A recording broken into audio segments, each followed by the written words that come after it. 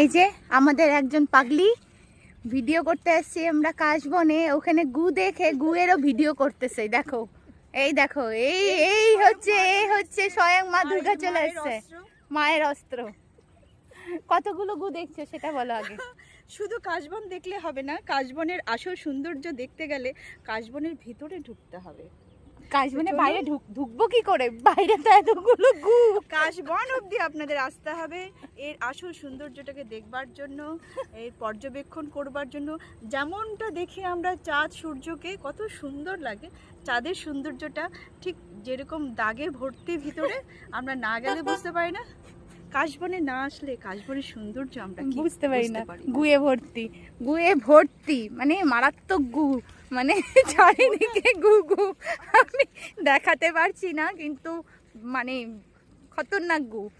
এই যে এই হলো যেখানে আমরা আসছিলাম আজকে। কি সুন্দর জায়গাটা, দারুণ দারুণ জায়গাটা। বলে না প্রত্যেকটা সুন্দর জিনিসের পিছনেও একটা মানে কি বলবো, কিছু না কিছু খারাপ কিছু থাকে।